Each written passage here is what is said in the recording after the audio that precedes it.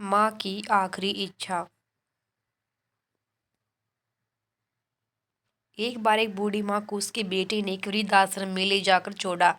इस माँ को ये वही एकलौता बेटा था जिसके लिए इस माँ ने जीवन भर संघर्ष किया। इस बेटे के लिए वो सब कुछ किया जो एक माँ को करना चाहिए या माँ कर सकती है, और आज भी अपने बेटे को किसी भी तरह की परेशानी ना हो इसलिए आश्रम में रहने के लिए भी तैयार हो गई।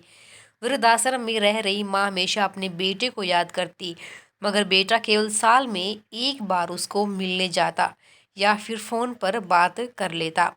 कई साल बीत गए। वृद्ध आश्रम में बेटे को एक दिन फोन आया। उन्होंने कहा, बेटा जल्दी से आश्रम आके अपनी माँ से मिल लो, वो बहुत सीरियस है। बेटा जब अपनी बीमार माँ के पास पहुंचा तब वह अपनी आखिरी सांस ही गिन रही थी। बेटे ने अपनी माँ से पूछा, आखिरी इच्छा पूछते हुए कहा, माँ मैं तुम्हारे लिए क्या कर सकता हूँ बताओ। माँ ने कहा, बेटा इस आश्रम में गर्मी और मच्छर बहुत ज़्यादा है, यहाँ पर कुछ पंखे लगवा देना। फ्रिज ना होने की वजह से यहाँ पर हम बूढ़ों को कई बार भूखे पेट ही सोना पड़ता है, क्योंकि किसी ने दिया हुआ खाना खराब होने से नहीं बचा पाते।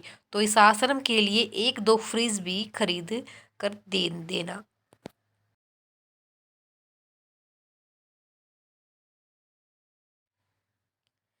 बेटे ने अपनी माँ की सारी बात सुनी और अपनी माँ से पूछा, आपने इतने साल यहाँ पर निकाल दिए पर आपने कभी भी यह बातें मुझसे नहीं कही, और अब जब आपके पास टाइम नहीं बचा है तब आप यह सब कह रही हैं, ऐसा क्यों माँ।